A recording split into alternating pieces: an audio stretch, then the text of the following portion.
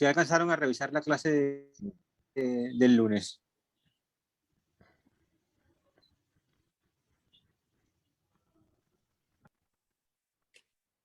Profe, no, yo no, porque es que a mí me queda muy difícil. Es que estas Profe, clases en horario a mí laboral, se me olvidó por completo que tenemos clase el lunes. Pero igual yo la monté antes de ayer. Entonces, si aún no la han visto, la pueden ver. Yo la monté el mismo día. Listo, listo. Ok.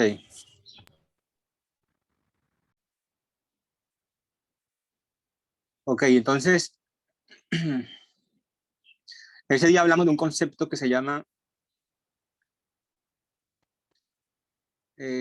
campo vectorial. Bueno, voy a compartir la pantalla ya.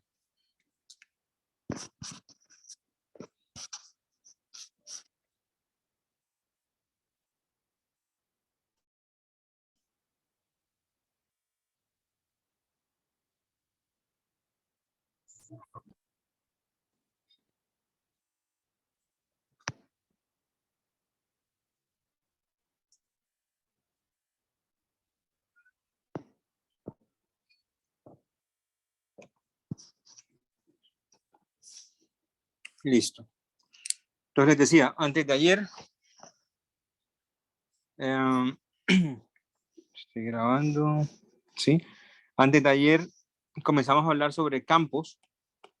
Campos es un concepto muy importante, sobre todo al final del curso, a la hora de integrar.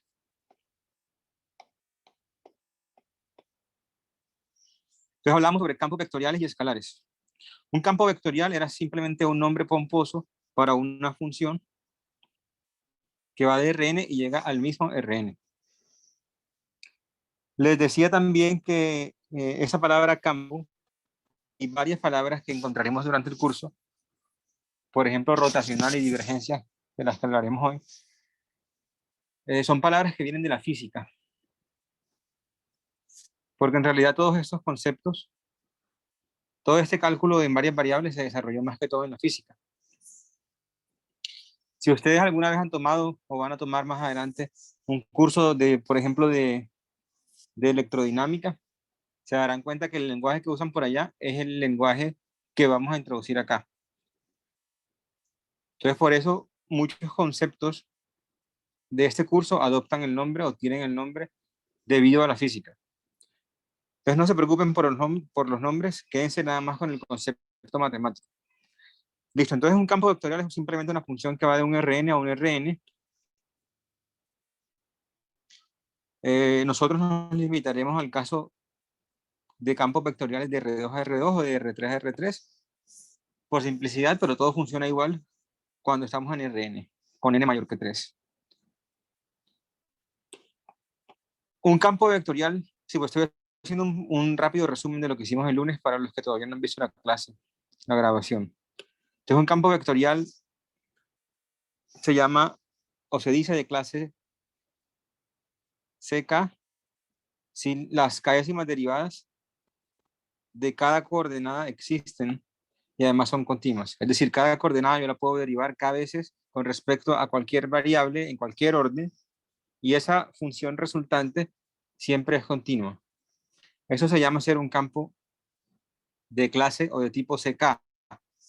Recuerden que en su curso de cálculo 1 hablaban de funciones de tipo C1 o de clase C1. Eran funciones continuas con derivada, perdón, eran funciones continuas, derivables y con derivada continua.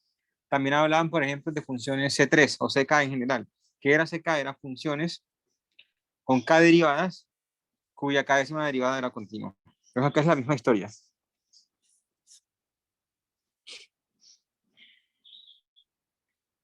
Listo. Además de campo vectorial, hay otro concepto que se llama campo escalar. Entonces un campo escalar es una función f que va de Rn a R. Simplemente, de nuevo, un nombre pomposo para una función simplemente real, escalar. Eso se llama campo escalar. De nuevo, tenemos el concepto de campo escalar de clase CK y eso significa simplemente que la función tiene siempre k derivadas en cualquier orden y esa k-décima derivada es continua. Hicimos algunos ejemplos que no voy a repetir. Son ejemplos simplemente de funciones de R2 a R, que son campos escalares, funciones de R2 a R2, que es un campo vectorial. Eso tampoco lo voy a repetir, están invitados a ver la clase. Ejemplo importante del que hablamos, no importante para el curso, sino para la vida en general, fue este de acá, el campo gravitacional. Así que denle una mirada. El campo gravitacional al final resulta siendo simplemente esto de acá. Es un cierto campo. Bueno, no hay dibujo, por acá está el dibujo. Es un cierto campo que en cada punto del espacio, bueno, es un campo de R3 a R3, que en cada punto del espacio vale o tiene como imagen un vector.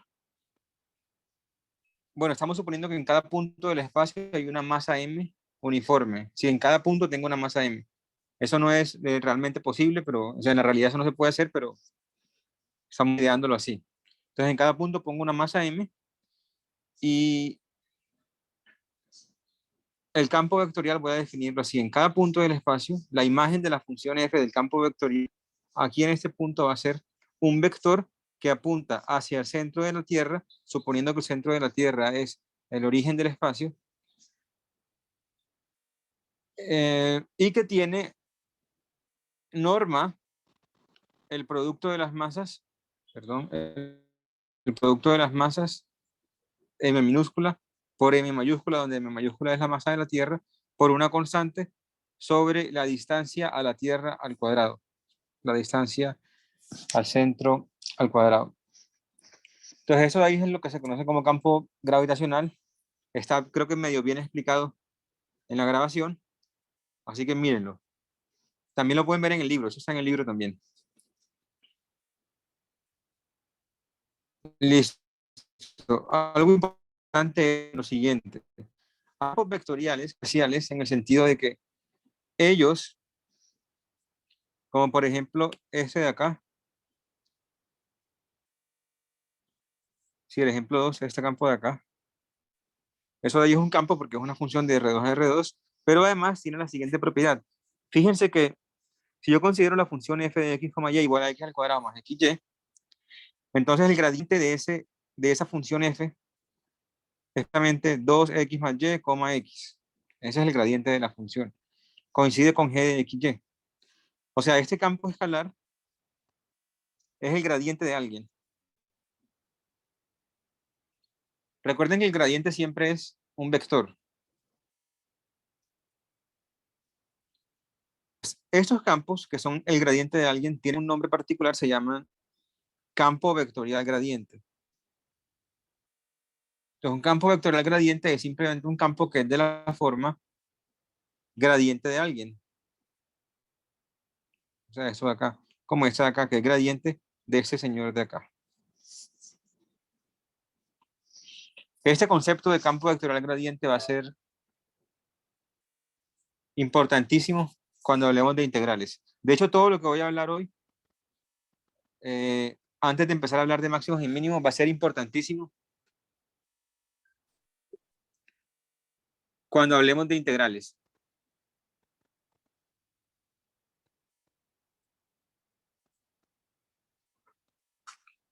Listo. Entonces, de nuevo, está la grabación en la carpeta. Denle una mirada. Bien, introduzcamos finalmente un par de conceptos y pasamos a hablar de máximos y mínimos.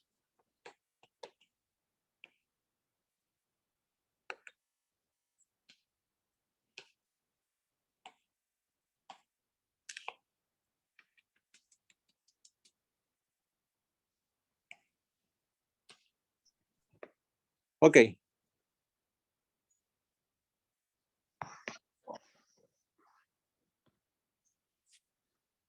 Entonces todo comienza con un campo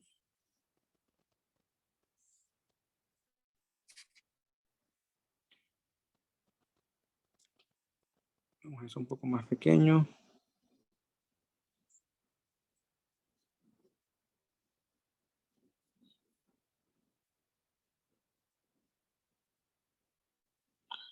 Listo. Entonces todo comienza con un campo Profe, perdón, ¿qué dice ahí? rotacional y divergencia. Vale, Ok.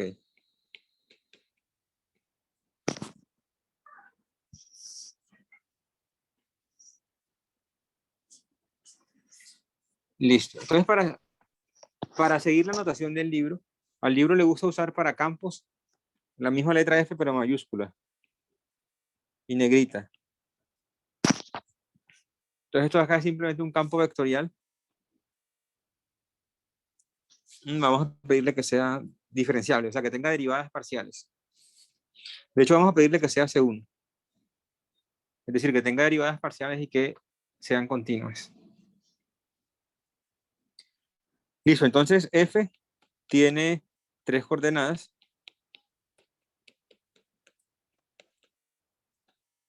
Son las funciones coordenadas, que también son funciones que tienen como dominio a R3, solo que ahora llegan a R. ¿Cierto? F1, F2 y F3 salen de R3, solo que ahora llegan a R. Entonces vamos a definir el concepto de rotacional.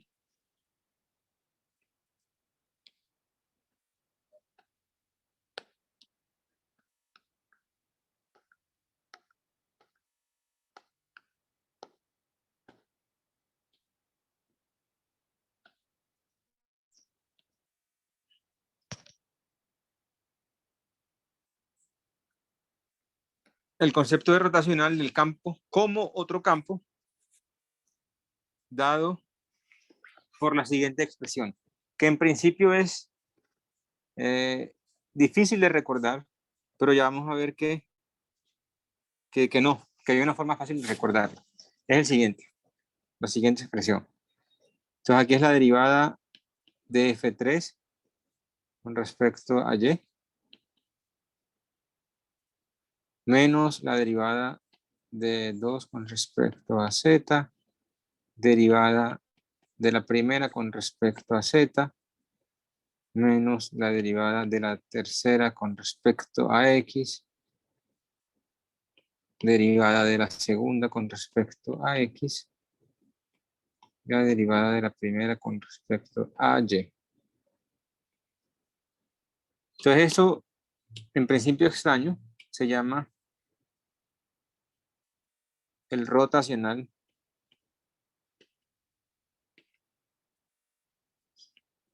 del campo F. Entonces el rotacional es un nuevo campo de R3 a R3 también.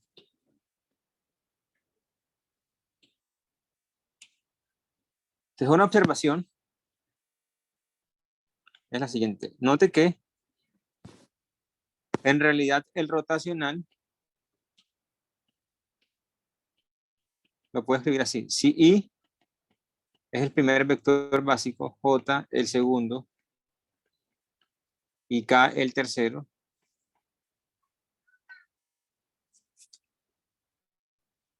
entonces, bueno, primero que todo, F se puede escribir como F1 I más F2J más F3K. ¿Me están siguiendo hasta acá?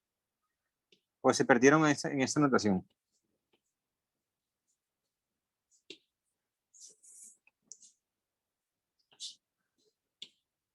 Y el rotacional, que es otro campo vectorial, se puede escribir así. Entonces, primero, el primer pedazo.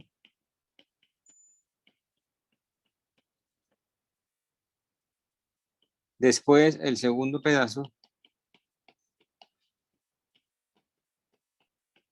Y después, el último pedazo.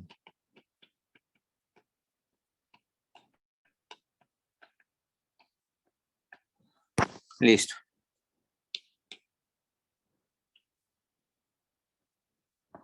Recuerden que este I, J y K son vectores. Son los vectores básicos. Con esta notación o con esta observación a la mano, el rotacional, el campo rotacional se puede escribir de manera más sencilla como usando un determinante. Fíjense que eso se parece a alguien, ¿o no? ¿A quién se le parece, a quién se les parece esto de acá?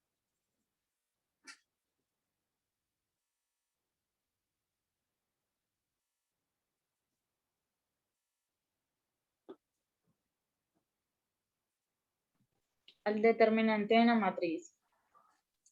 Sí, pero más que eso, digamos, si pongamos aquí la flecha, a ver si la flecha les refresca más la memoria.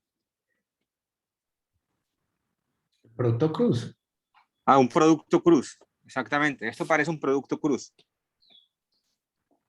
que es el determinante de una matriz particular.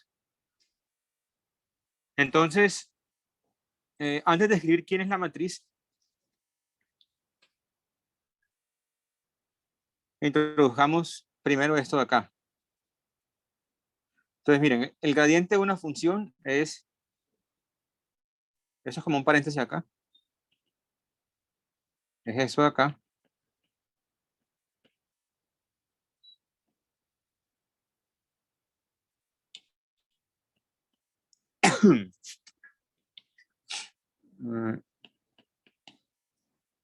Ese es el gradiente de una función. Y esto entonces es lo mismo que decir I, Y, J y ahora Z, K. Sí, entonces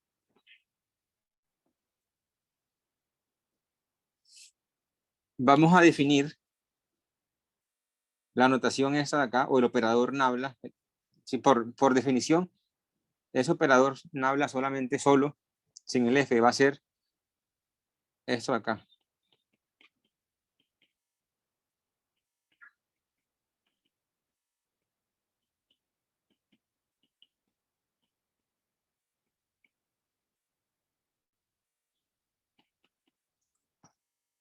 Sí, entonces cuando a nabla le meto una función aquí, lo que me resulta es meterla acá.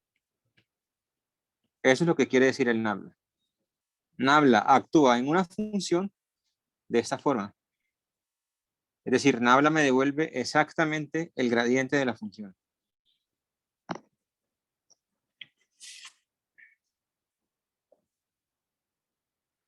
Listo. Entonces, con esta anotación, ahora sí,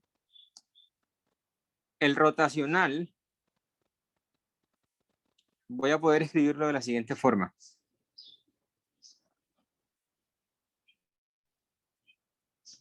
A ver, ¿quién sería el producto cruz entre nabla y el campo vectorial? Entonces, recuerden, aquí ponemos I, aquí J y aquí K.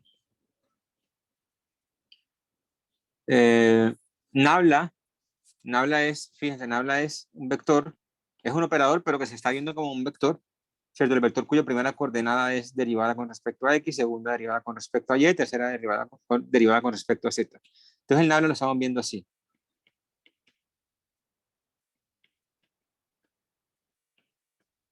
Finalmente el F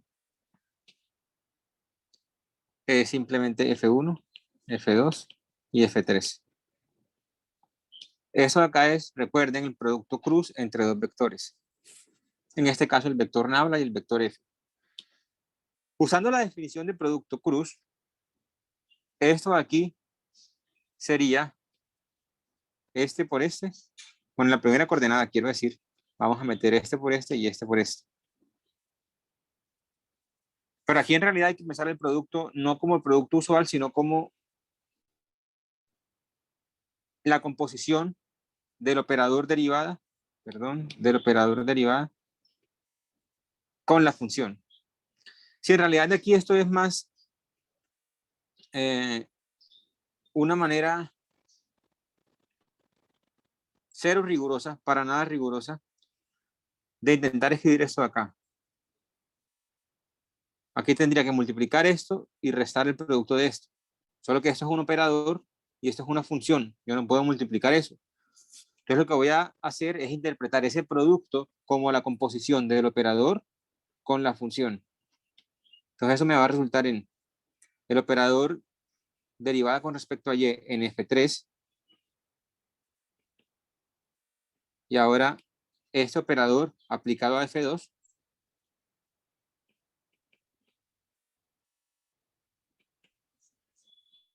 por I, no va a caber, entonces hagámoslo abajo.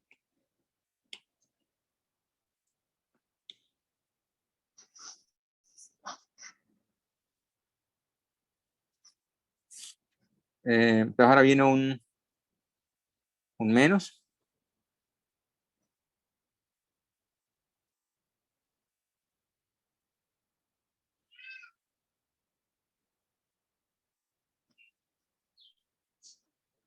Y ahora vendría entonces este con este.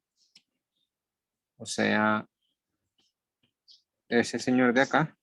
Y vendría este aplicado a este, que sería este señor de acá. Y ahora aquí viene un J. Y ahora viene simplemente el último, que es este con este menos este con este. Entonces sería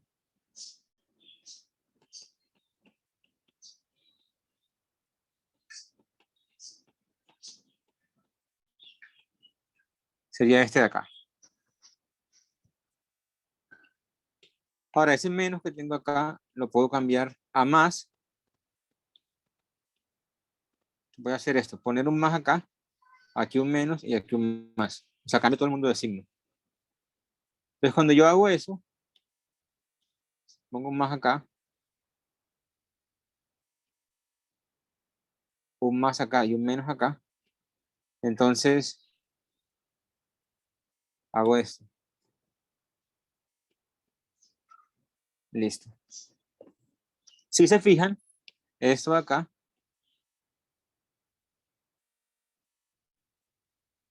es precisamente la definición de rotacional de F. Por eso fue que cambié los signos acá, para que quedara igual. Entonces ese rotacional se puede ver como el producto cruz, entre comillas, de esa matriz de acá.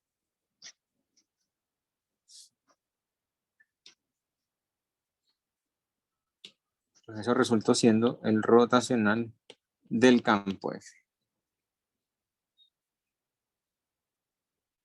Entonces lo que suele escribirse es que, lo que suele decirse es que el rotacional del campo F se encuentra como el producto cruz del operador nabla, el operador derivada parcial, el operador gradiente, producto cruz F.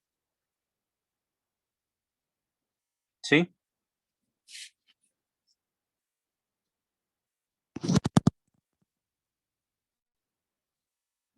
Hagamos un primer ejemplo.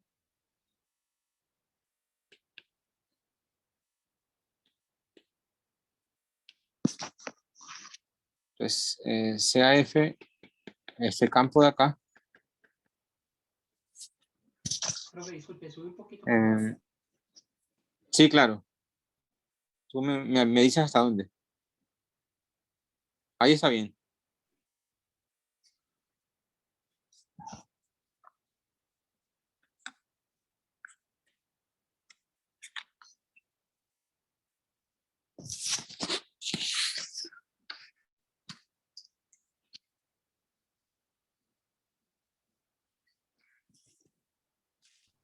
Listo, profe.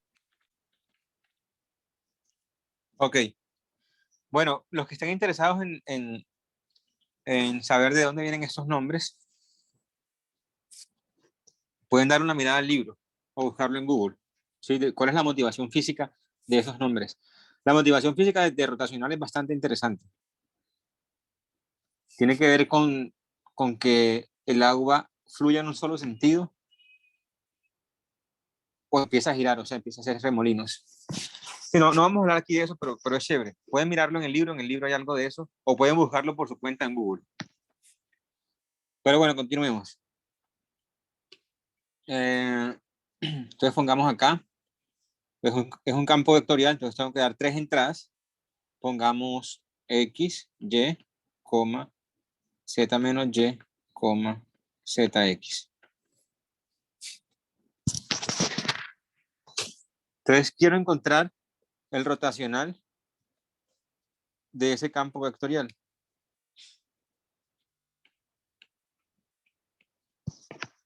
El rotacional va a ser un nuevo campo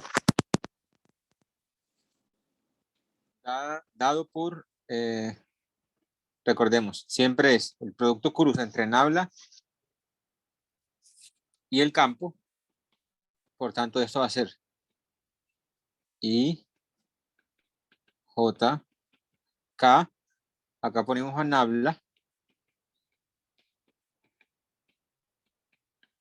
Y acá ponemos a F, que en este caso es XY, Z menos Y, ZX. Y ahora simplemente desarrollamos ese, entre comillas, determinante. Ah, una cosa, aquí estoy usando solamente las barras, ¿cierto? Siendo estrictos, uno debería poner acá determinante. Pero resulta que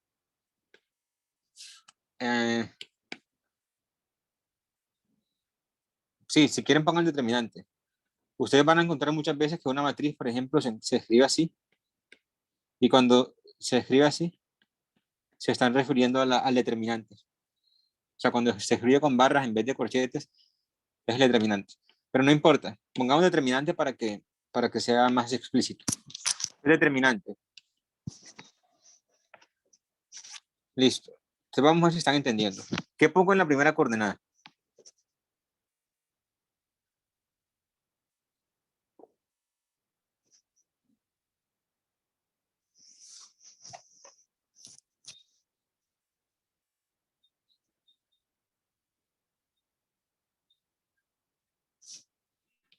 ¿Cómo arranco? Tengo que arrancar de forma usual, ¿cierto? Sería I, entre comillas, por el determinante de esta matriz. ¿Cómo encuentro el determinante de esta matriz?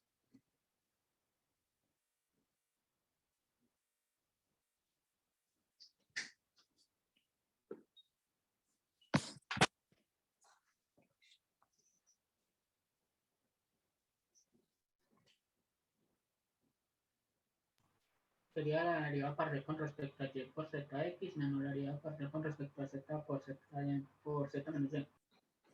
Exacto, exacto. Tendría que poner la derivada parcial con respecto a y a operar sobre la función zx, es decir, aplicársela a la función zx, menos la derivada parcial con respecto a z a la función z menos y. Esta de acá va a ser mi primera coordenada. Análogamente, la segunda coordenada entonces va a ser esta de acá, menos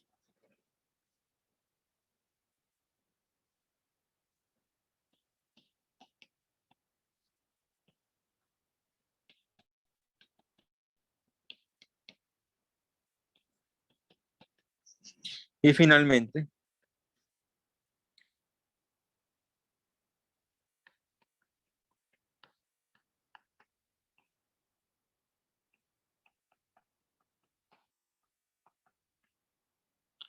aquí falta un K. Listo. Entonces eso acá es simplemente es otro vector, ¿sí? Es un vector de 3 entradas. Entonces en la primera entrada, fíjense, la primera derivada parcial es 0. La segunda derivada parcial es 1. O sea, me queda menos 1. En la segunda entrada tengo esta derivada parcial es z. Esta derivada parcial es 0. Entonces solamente me sobrevive el z de acá. Pero aquí tengo menos 1.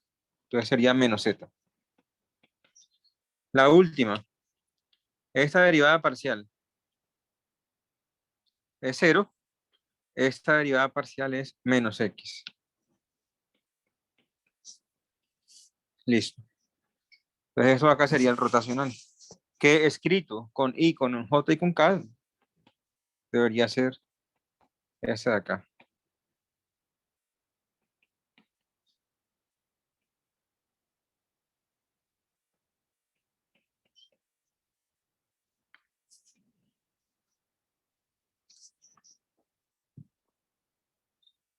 Listo.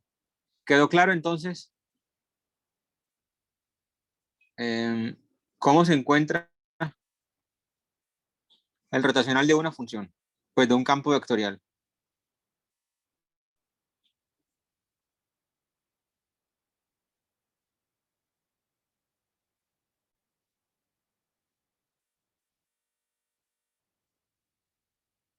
Es sencillo, no tiene mucho misterio. Listo.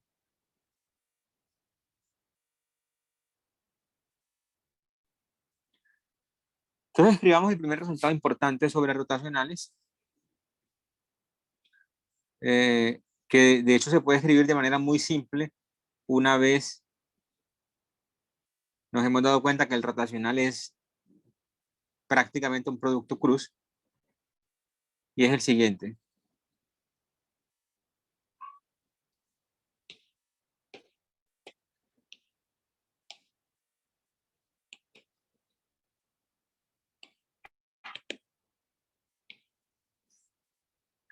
Entonces,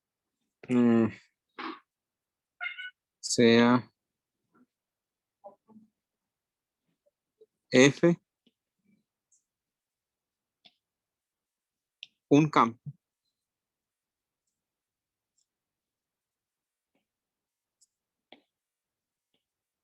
escalar de clase C2.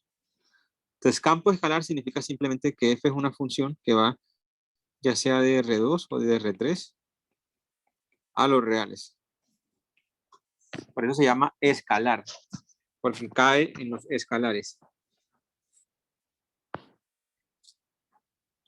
Entonces,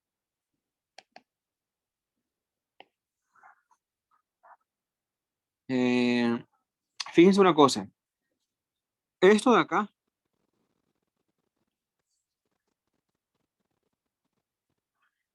es el gradiente de la función f. Eso me devuelve un campo escalar, porque me devuelve 3 coordenadas. Sí, eso es un campo escalar. Entonces, como es un campo escalar, perdón, tiene sentido preguntarme por su rotacional. ¿Qué es esto de acá? Recuerden, el rotacional de un campo es el producto cruz entre nabla y él. Entonces, el rotacional de este campo de acá es el producto cruz entre nabla y él. El teorema lo que me dice es que este campo rotacional nuevo siempre es nulo. Ese cero está en negritas porque no es el cero de los números reales, sino el cero de los vectores, ya sea R2 o R3. O sea, es 0,0 si estamos en R2 o 0,0,0 si estamos en R3.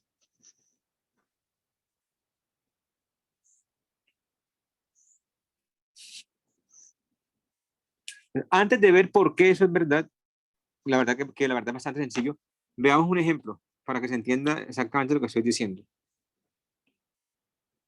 Ejemplo del teorema. Entonces cojamos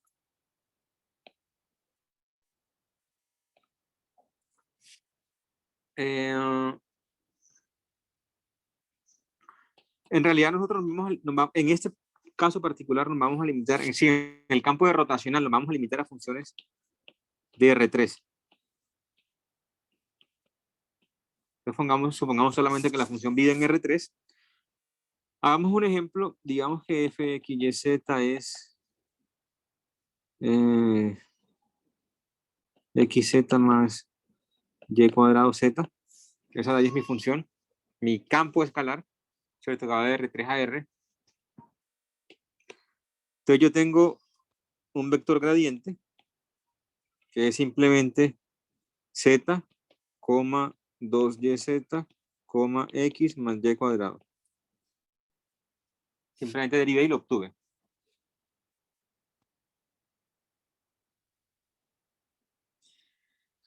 Listo, entonces ahora tengo un campo escalar, ¿cierto? Un campo escalar, recuerden que es una función que va de R3 a R3, como esta de acá. Agarra X, Y, Z y me devuelve otras 3 coordenadas. Entonces yo me pregunto por el rotacional de ese campo. Entonces recuerden que el rotacional de este campo se encuentra así. I, J, K. Acá pongo a Nabla.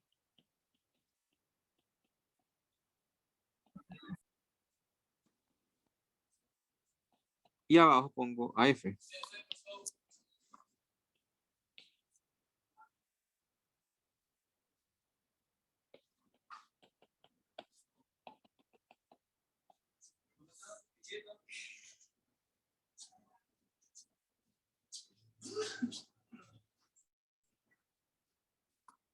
Listo. Entonces, hacemos la cuenta.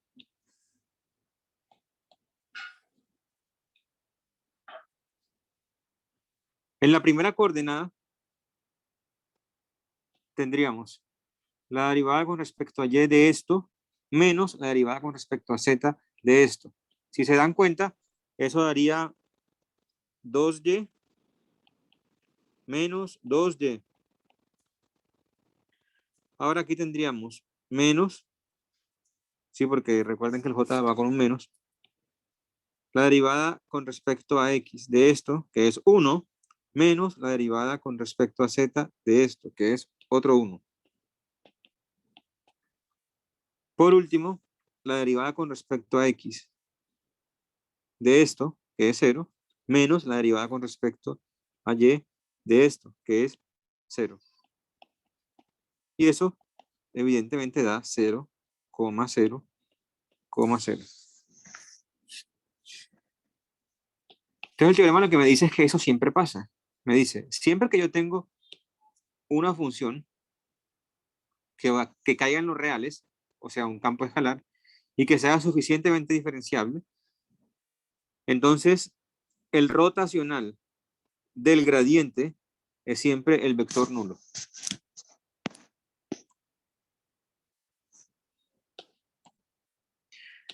Porque eso siempre es así.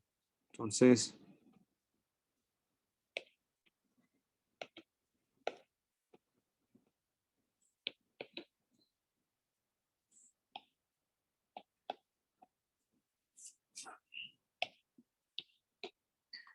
veamos. Entonces, el rotacional del gradiente es Nabla cruz el gradiente.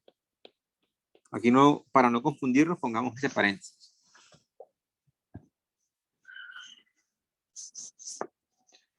Ahora esto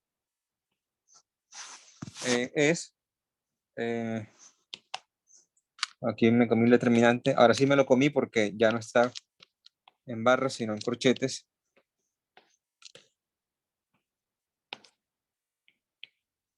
Es I, J, K, derivada X, derivada Y, derivada Z, F1, F2, F3, perdón. Aquí en realidad son estas señoras de acá.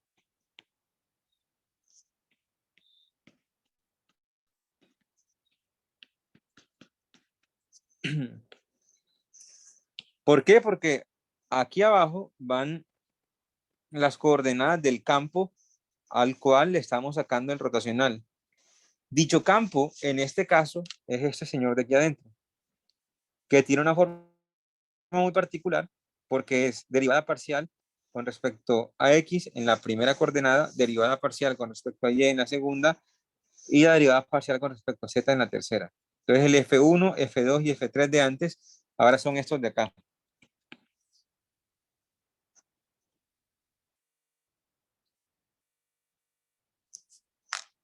Entonces eso me va a resultar siendo un vector de 3 entradas. ¿Cuál es la primera entrada? Entonces la primera entrada sería esto aplicado a esto,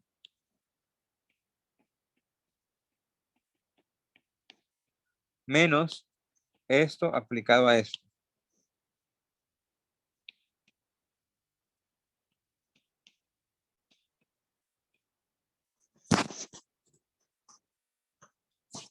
Ahora, ese señor de acá es 0. ¿Por qué es 0? Porque recuerden, cuando las funciones de clase C2, o sea, cuando tiene dos derivadas de cualquier tipo, ya sea con respecto a X, con respecto a Z, a Y, o dos veces con respecto a X, no importa, y esas derivadas parciales son continuas, entonces, no importa el orden en que yo derive, siempre obtengo lo mismo. O sea que eso acá es 0.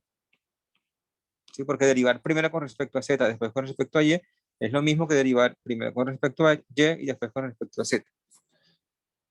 Y uno hace la cuenta y se da cuenta que después también pasa lo mismo. Por ejemplo, el último sería este con este, que es derivar a F con respecto a XZ, menos este con este, que también es derivar a F con respecto a X y Z. Entonces eso siempre es 0. Listo. Entonces eso demuestra el teorema. El rotacional de un campo gradiente es siempre 0.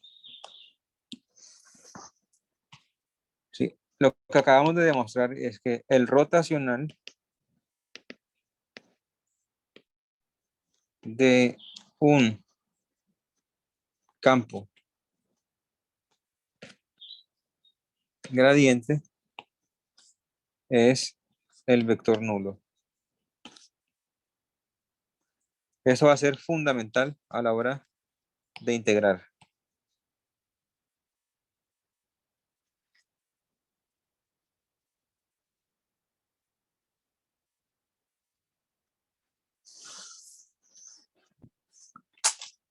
Listo. ¿Todo claro hasta ahí o no?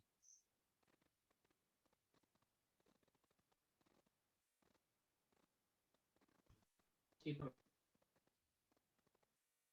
Ok. Entonces fíjense que aquí tenemos un criterio suficiente o necesario, perdón, para saber cuándo un campo es gradiente o no. Porque no todos los campos son gradientes, como les había comentado el lunes. Si yo tengo un campo cuyo rotacional no se anula, entonces el campo no puede ser gradiente. Porque si fuera gradiente, se tiene que anular. Ok.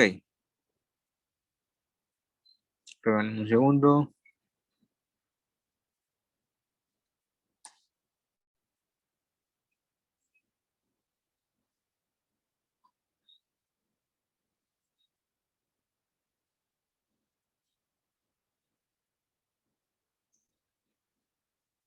Listo.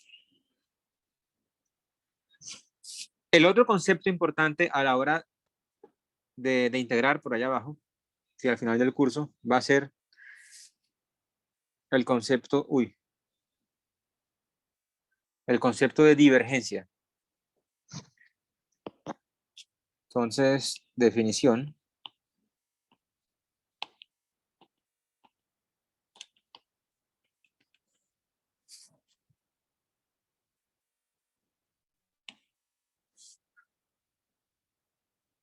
De nuevo, todo arranca con un campo,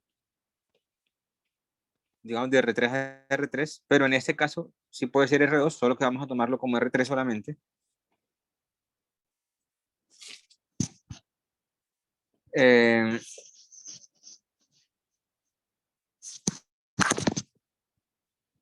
Definimos su divergencia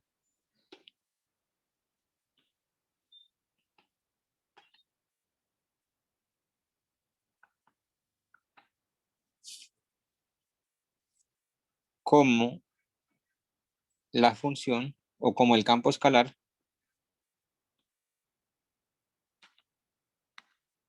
vamos a llamarla diff, por obvias razones, de f.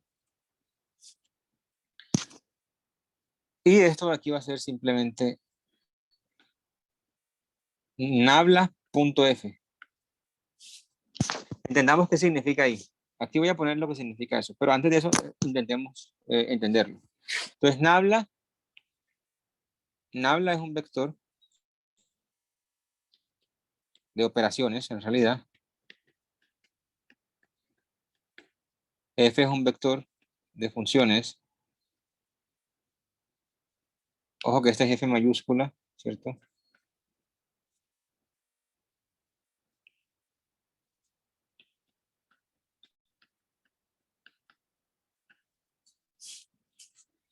Ese producto cruz, perdón, ese producto punto, que es el producto punto, o sea, ese punto viene de producto punto usual, producto interno, producto escalar. Recuerden cómo era este por este más este por este más este por este. Entonces vamos a entender este por este como la operación derivar con respecto a X aplicada a F1. Y lo demás igual, digamos análogamente.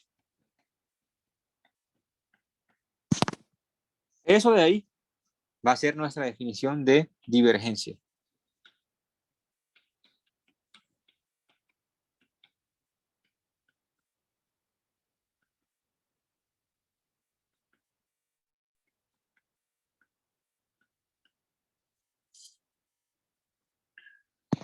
Listo.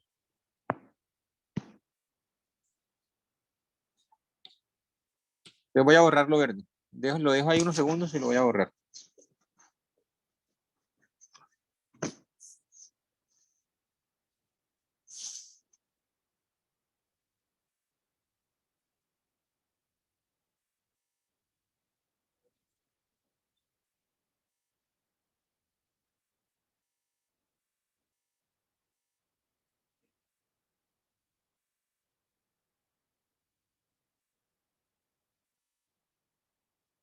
Listo.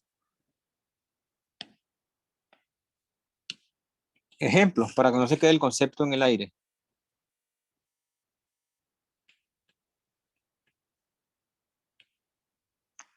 Entonces agarro cualquier función f de 3 variables y 3 entradas.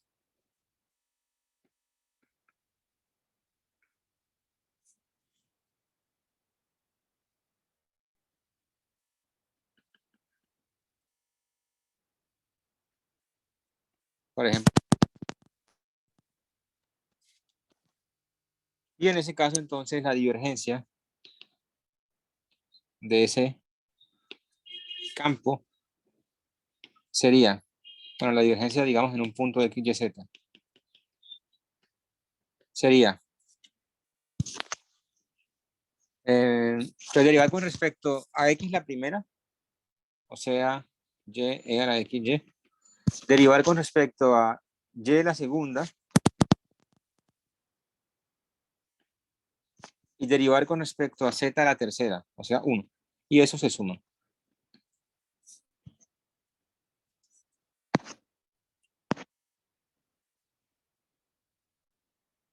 Listo. Pues esa es la divergencia de un campo. Recuerden, pues observación. Rho de F es un campo vectorial.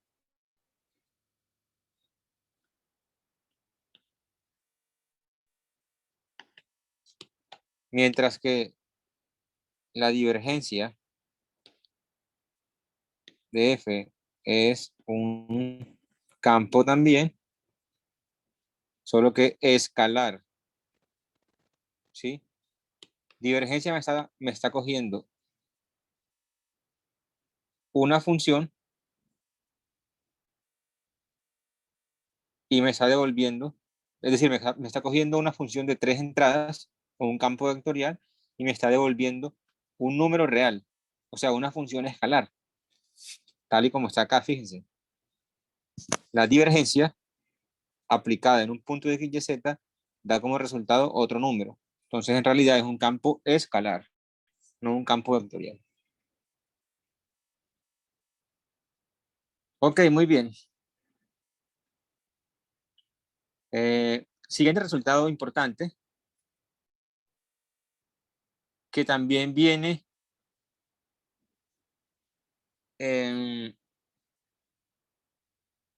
sí, también tiene su análogo allá en geometría euclidiana, cuando hablaban de vectores al principio. es el siguiente. Fíjense que si yo tenía dos vectores B y W, digamos en R3, no, digamos no, en R3. Entonces yo podía armarme el producto cruz de los dos. Y dicho producto cruz resultaba ser ortogonal a ambos. Quiere decir que B punto, eso de ahí, era 0. Y también con el otro, W punto, eso de aquí, era 0. Esto de acá es una propiedad que ustedes deberían saber, porque ya la vimos. Resulta que acá va a pasar lo mismo. Este teorema importantísimo de nuevo al final del curso en integración es lo siguiente, fíjense. Pues para todo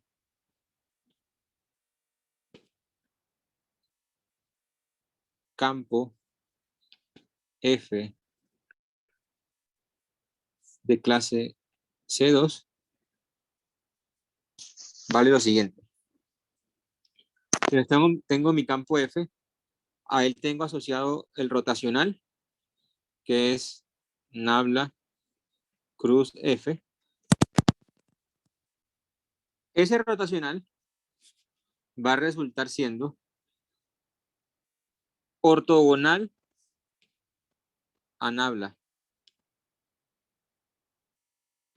Dicho en otras palabras, nabla punto esto de acá es 0. Eso, en términos de divergencia y rotación, lo que dice es decir, la divergencia del campo rotacional es 0. Es la función 0.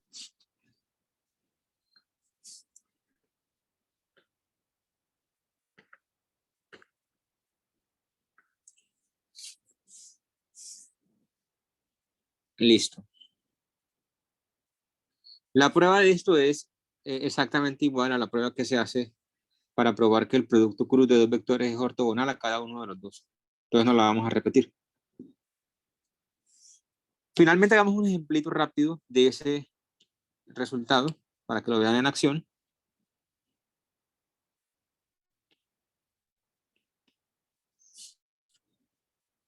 Entonces, como ejemplo,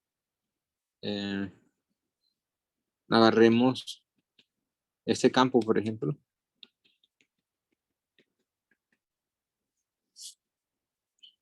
XY, YZ y ZX más Y. Entonces comenzamos encontrando el rotacional de F. En un cierto punto de X, Y, Z. Entonces, ¿esto cuánto es?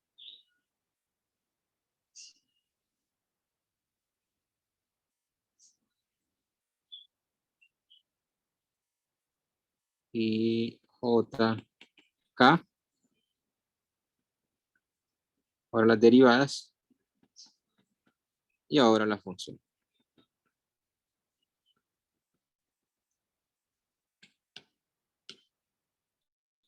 Y esto es simplemente, así de rapidez, 1 menos Y, coma, menos Z, ya menos Z. Y después, 0 menos X. ¿Estamos de acuerdo o no? Sí, profe. Listo. Ok, sí, parece que está bien. Entonces es el rotacional del campo. Ahora tengo un nuevo campo, que es el campo rotacional, ¿cierto? Este campo de acá. A ese campo yo le puedo asociar su divergencia. Es la divergencia de ese campo rotacional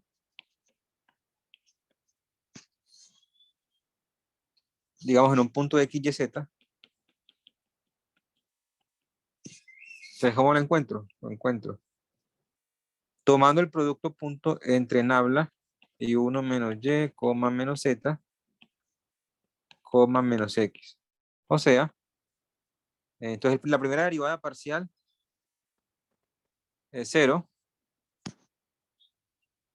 La segunda derivada parcial es 0. La tercera derivada parcial es 0. Recuerden, nabla es este vector de acá.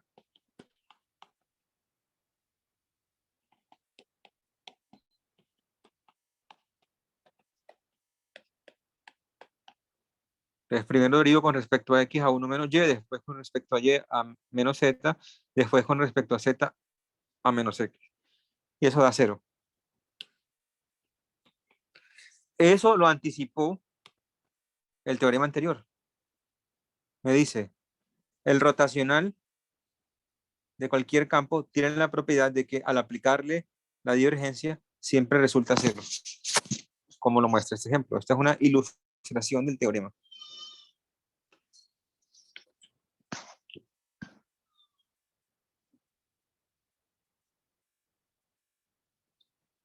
Listo.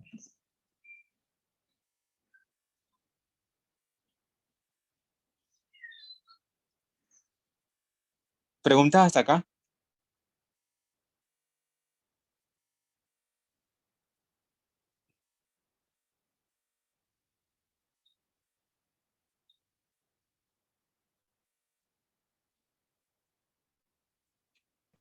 No, profe. Listo. Entonces, todo esto que tratamos hoy nos va a ser muy, muy útil. Como les dije ahorita, al momento de hablar de integrales, cuando hablemos del teorema de Gauss y el teorema de Green, que será ya lo último del curso. Bien, entonces por el momento podemos cambiar el chip un momento. Un momento no, sí, como 2 semanas. Y enfocarnos simplemente en campos escalares. Más precisamente, ahora nuestro objetivo es encontrar máximos y mínimos.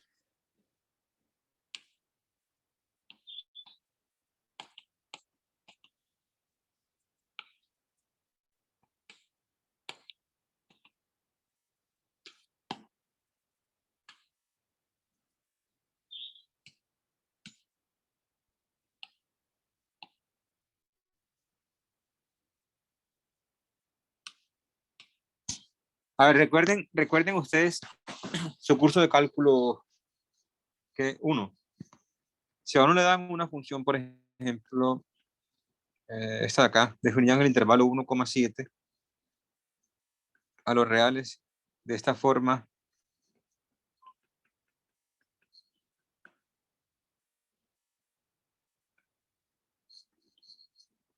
Y a uno lo ponían a encontrar el máximo y el mínimo de f. ¿Uno qué hacía? ¿Se acuerdan o no?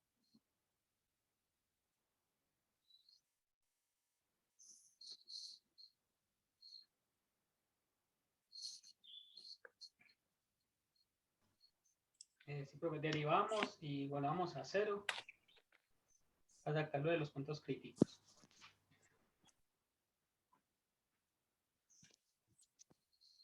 Ajá, y después, ¿cómo sabía uno qué punto crítico era máximo y qué punto crítico era mínimo? Con el signo de la segunda derivada. Exactamente. Entonces, la primera derivada daba los posibles candidatos a máximo y mínimo, y la segunda derivada me decía, este señor es máximo, este señor es mínimo. La historia acá va a ser igual. Bueno, casi igual, porque aquí no tenemos muy claro todavía qué es segunda derivada, ni siquiera tenemos muy claro qué es derivada. ¿Cómo así que la derivada vale 0? Entonces, nuestro objetivo en las próximas 2 semanas, no mentira, no sé, máximo 2 semanas, será hablar sobre máximos y mínimos. ¿Cómo encontramos máximos y mínimos? Pero ahora, ¿de quién? Ya no vamos a tratar funciones de R a R, porque eso ya lo saben, Ahora vamos a tratar funciones, por ejemplo, que vayan de R2 a R. Sí, o en general de subconjuntos de R2 a R. Por ejemplo, a mí me podrían preguntar por el máximo y el mínimo. Ojo que no he definido qué es ser máximo y qué es ser mínimo. Por el momento, piensen que máximo y mínimo tienen el mismo significado que en el curso de cálculo 1. Mínimo significa que alrededor del punto, no necesariamente global, sino que alrededor del punto la función tiene como mínimo a ese punto y máximo es lo análogo. Sí, entonces, piensen en el caso de cálculo 1.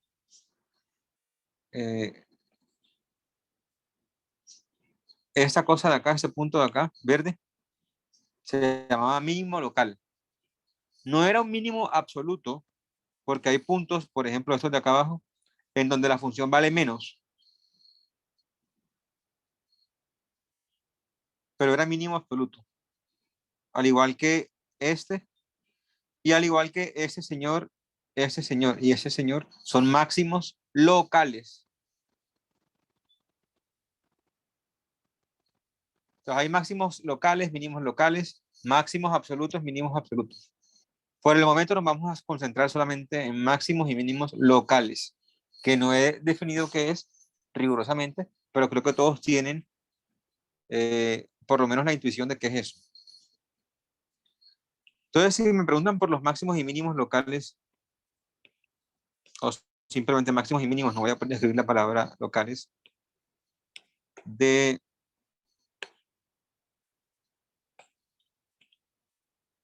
la función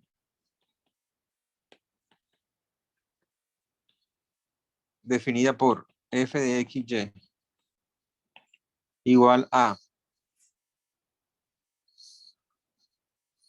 x al cuadrado menos 2xy más y al cuadrado más 5, ¿qué daría uno como respuesta?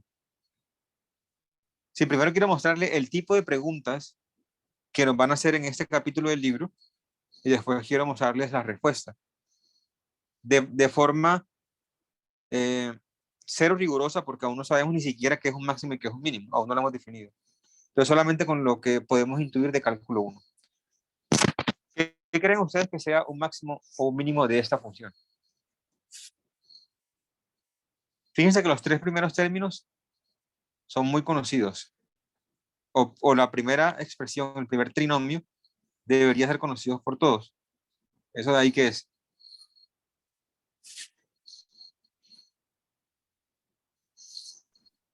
X menos y a la 2. Exacto. Entonces la función f se puede reescribir como x menos y a la 2 más 5. Ok. ¿Quién sería entonces el máximo y el mínimo de la función?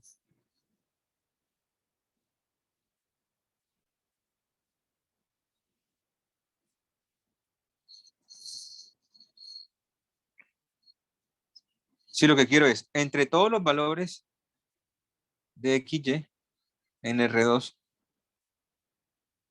esta función, ¿qué es lo mínimo que vale? ¿Qué es lo máximo que vale? ¿Y en qué puntos agarra ese mínimo? ¿Y en qué puntos agarra ese máximo?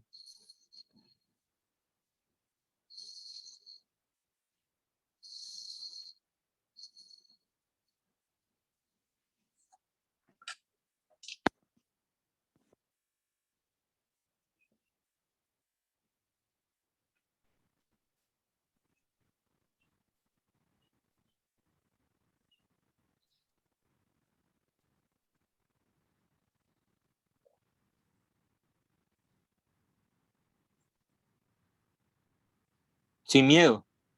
Pues uno podría decir que tiene un mínimo cuando X es igual a Y. Exactamente. ¿Y cuánto sería ese mínimo, ese valor mínimo? 5. 5. ¿Y qué pasaría con el máximo?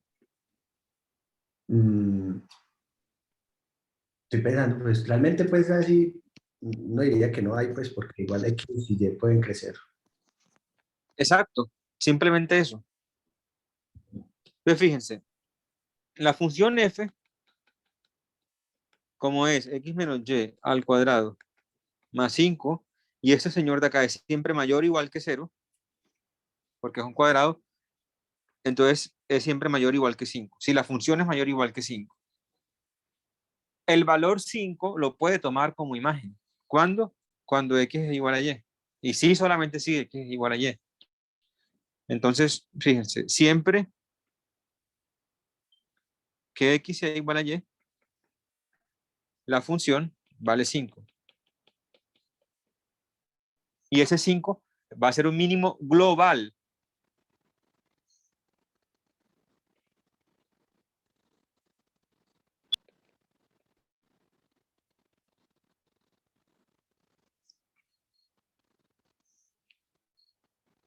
Listo. Ahora, máximo, a ver, máximo global no hay, porque esto de acá puede ser tan grande como yo quiera. Piensen, por ejemplo, que y es 0, digamos, y x es cualquier cosa. O mejor dicho, x menos y puede ser cualquier cosa que a mí se me dé la gana. Por tanto, x menos y al cuadrado puede ser tan grande como yo quiera, y al sumarle 5, pues sigue siendo tan grande como yo quiera, entonces máximos globales no hay. Máximos locales, perdón, tampoco hay. Porque no es muy difícil convencerse de que alrededor de cualquier punto de XY, yo puedo encontrar otro puntico en donde la función vale más. Entonces, ningún punto puede ser un máximo global. Bien, entonces en este ejemplo fuimos capaces de manera muy sencilla de encontrar máximos y mínimos. Solo que la mayoría de problemas que uno se encuentra no son así de sencillos. Perfectamente el máximo y el mínimo de funciones extrañas como, pues no extrañas, sino que no se puedan escribir tan chévere como esta. Funciones del estilo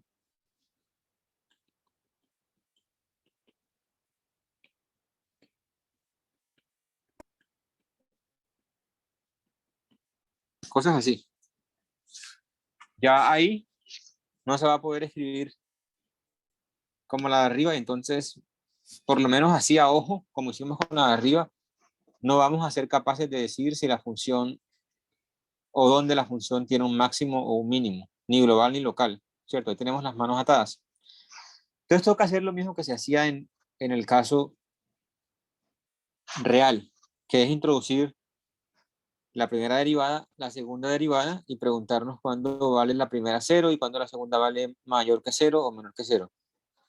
Sí, porque recuerden que en el caso de cálculo 1, lo importante de la segunda derivada era el signo. Era si en el punto era positiva, perdón, o si en el punto era negativo.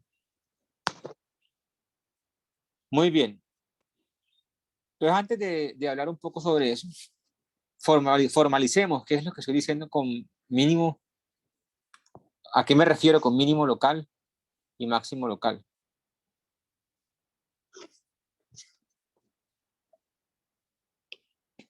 Bien, entonces, eh, antes de darle definición, hagamos un pequeño dibujito por acá. Digamos que este es R3. Este es X positivo, Y positivo, y esto es Z positivo.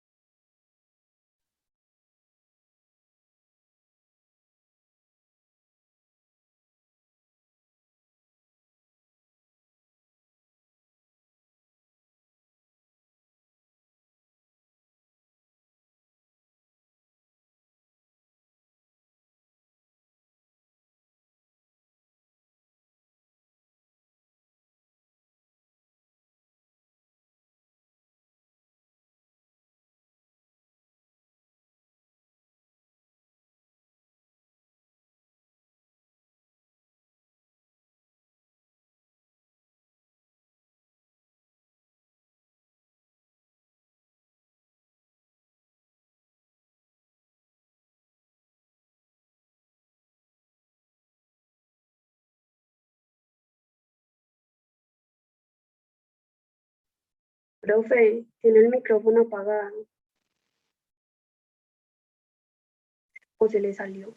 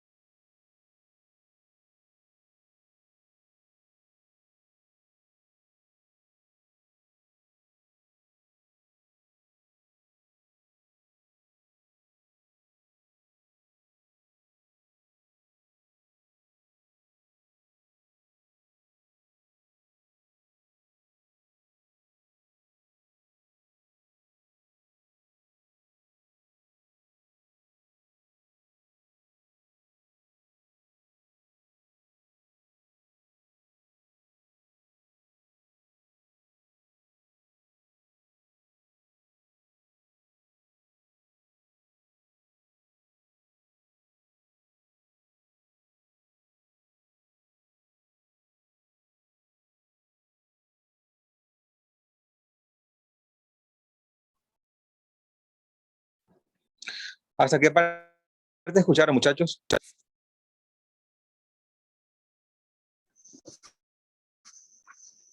Estabas haciendo el gráfico apenas, profe, está arrancando. Ah, listo. Sí. Me acabo de dar cuenta. Esperemos a que eso me deje compartir otra vez.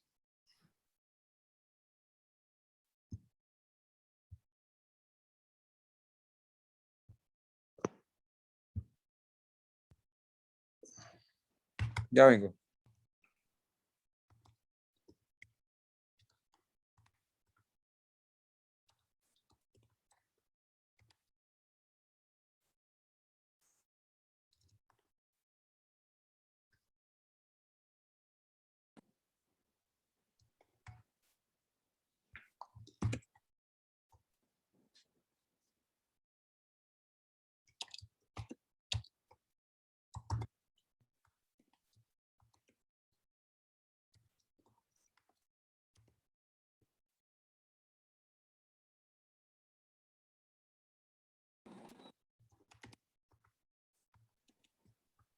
Listo, ahora sí.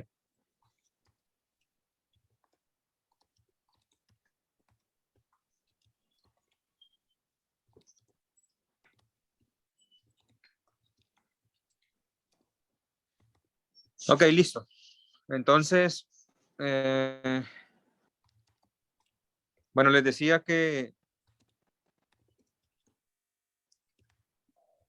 vamos a estudiar mínimos y máximos globales y locales de funciones de un conjunto A de R2 a R.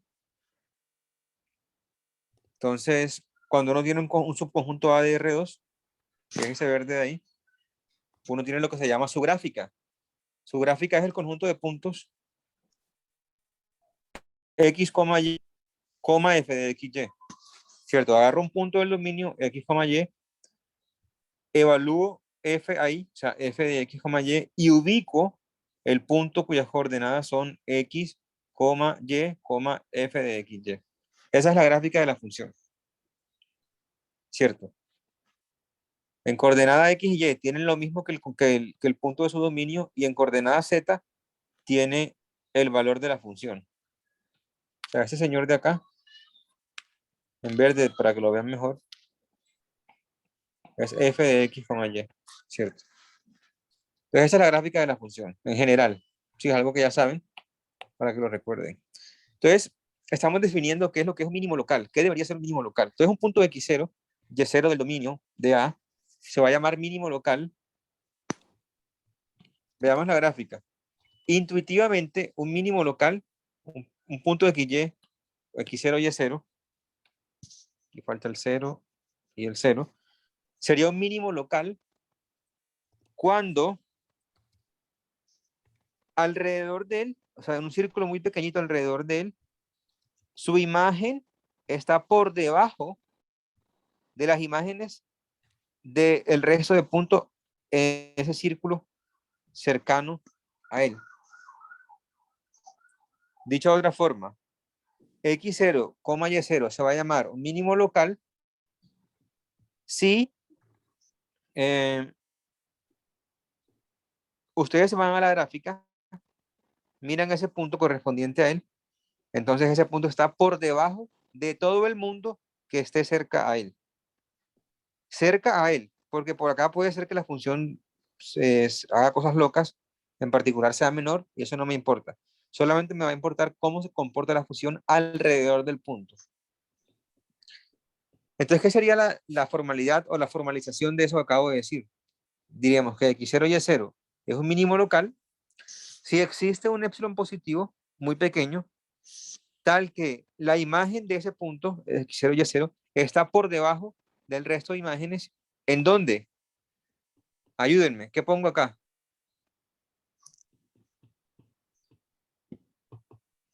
¿Qué creen que debería poner ahí? Momento, momento.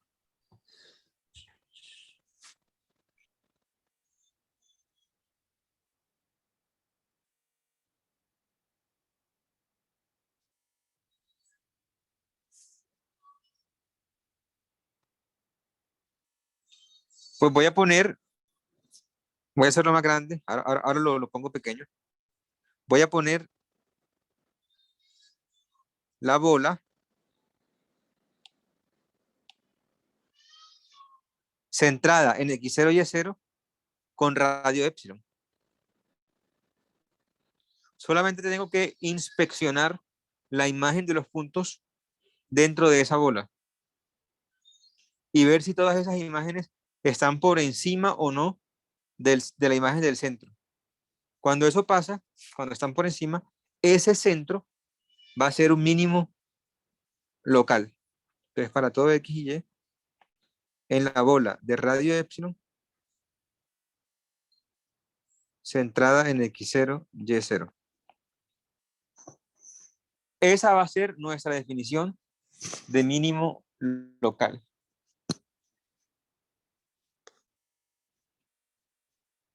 ¿Se entendió o no?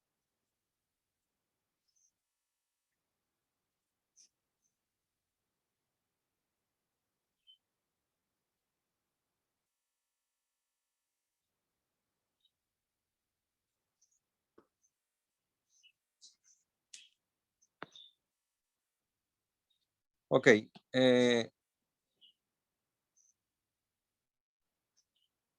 Si eso es mínimo local,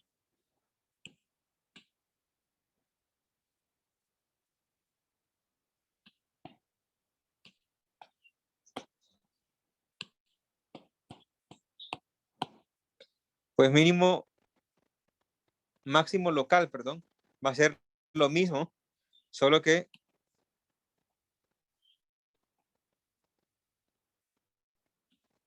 pues acá cambio la palabra mínimo por la palabra máximo y acá cambio el orden de las desigualdades, de la desigualdad. Entonces pongo nada más así. Máximo local será un punto alrededor del cual todas las imágenes están por debajo de su imagen.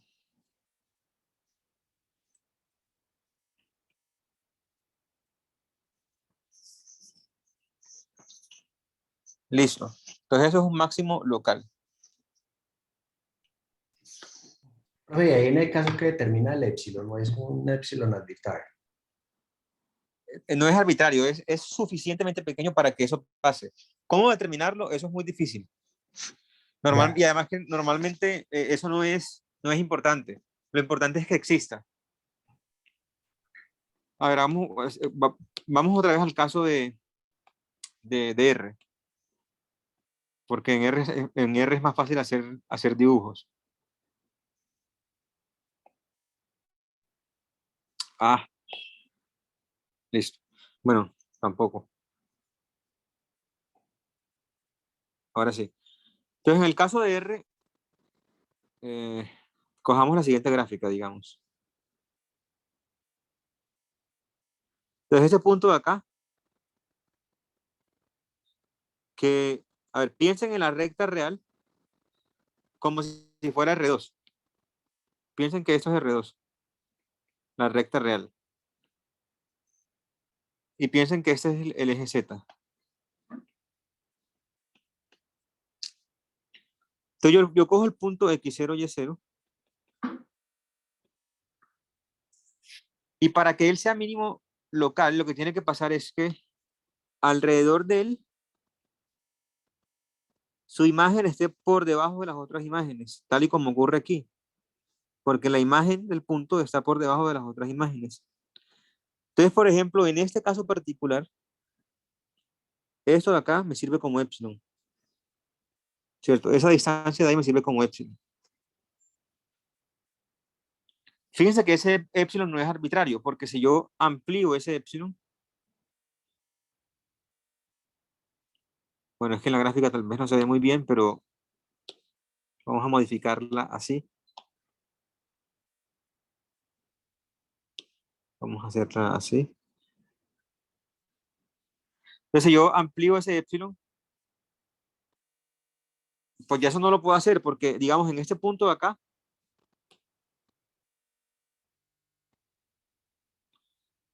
la función está asumiendo un valor menor que el valor de ella en x0 y y0. Entonces ese epsilon No puede ser tan grande. ¿Quién es ese epsilon? No me interesa. Solamente me interesa que exista. Y sé que es muy pequeño, eso sí. Porque si alguno cumple, entonces va a cumplir también cualquiera más pequeño que él. Digamos, cualquiera de estos sirve. Si cualquier intervalito dentro de uno que sirva, también sirve. Entonces, ¿quién es el epsilon? No sabemos. De hecho, es muy difícil determinarlo, pero no importa. Lo que importa es que exista. Sí, en realidad nunca lo vamos a encontrar. O sea, o a uno nunca le piden encontrar ese epsilon. Es solamente como para darle formalidad a la definición. Entonces, ¿están claras las definiciones o no?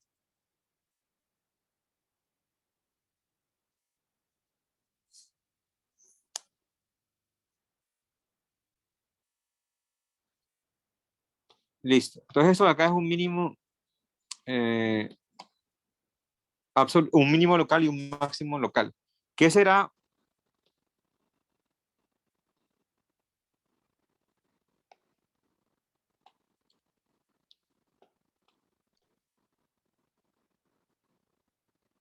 ¿Qué será un mínimo?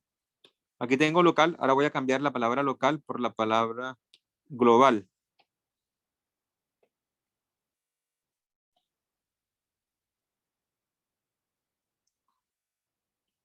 Piensen qué significaría ser un mínimo global. Un mínimo global es que es un mínimo absoluto. Bueno, de hecho se llama mínimo absoluto también.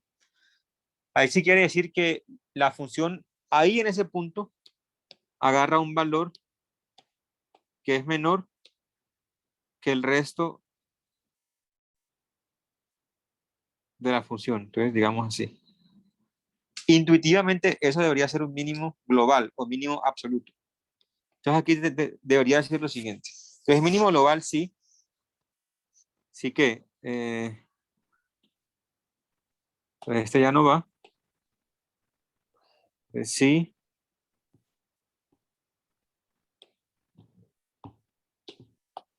Sí que, entonces sí, f de x0, y0 menor o igual que f de xy para todo xy, ¿en dónde? Les pregunto. En A. Exacto, para todo el mundo.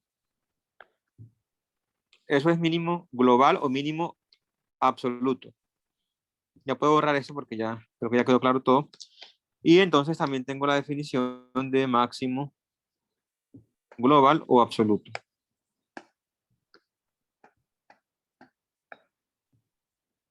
Entonces aquí cambiamos la palabra mínimo por la palabra máximo y simplemente cambiamos el orden de la desigualdad. Ya no queremos que sea menor o igual, sino siempre mayor o igual. Observen otra cosa. No estamos exigiendo que sea menor estricto ni mayor estricto. O sea, se va a permitir o se van a permitir situaciones de este estilo. En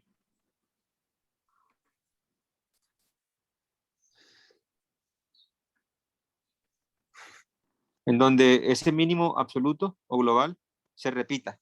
¿Sí? Entonces se permite que en otras partes se alcance ese mínimo, pero nunca se puede bajar de ese nivel. O también se puede permitir algo de este estilo, que sea constante por un tiempo, pero que nunca baje de ese nivel. Entonces, todos estos de acá serían, por ejemplo, en este caso, mínimos absolutos o mínimos globales, porque en esos puntos la función asume su menor valor. Listo.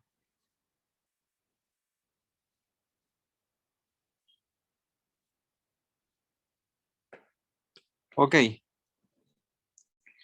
Listo. Entonces les anticipo una cosa para que se pongan a estudiar. Entonces les había dicho que aquí también va a jugar un papel importante la derivada y la segunda derivada. La derivada que nosotros vamos a tener en cuenta para hacer las cuentas o los cálculos va a ser el gradiente. Sí, con el gradiente no hay ningún misterio, ya lo conocen muy bien. La segunda derivada va a ser una matriz. Dicha matriz se llama matriz hessiana. Es ahí, en ese momento, en donde tienen que darle una refrescada, una repasada a los conceptos de álgebra lineal.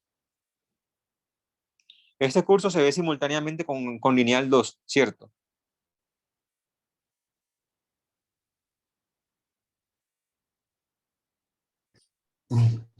No, profe. No, ¿Ya lo vieron?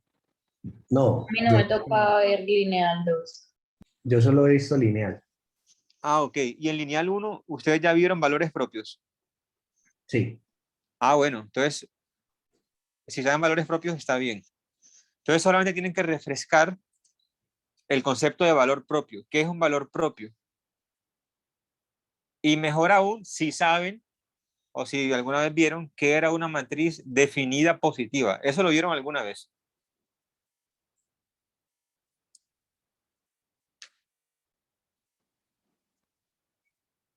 Bueno, no importa, no es tan complicado. Pero por el momento, para la clase próxima, tengan presentes, denle una mirada en estos 2 días al concepto de valor propio, de cómo se encuentra un valor propio.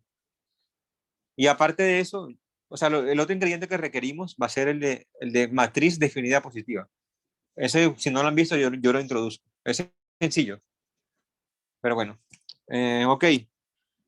Entonces podemos dejar por acá y la próxima clase, entonces sí, les muestro cómo se hace para encontrar máximos y mínimos de una función, que es como el tema central de este curso. Cómo encontrar máximos y mínimos de una función. Ok, ¿preguntas hasta acá?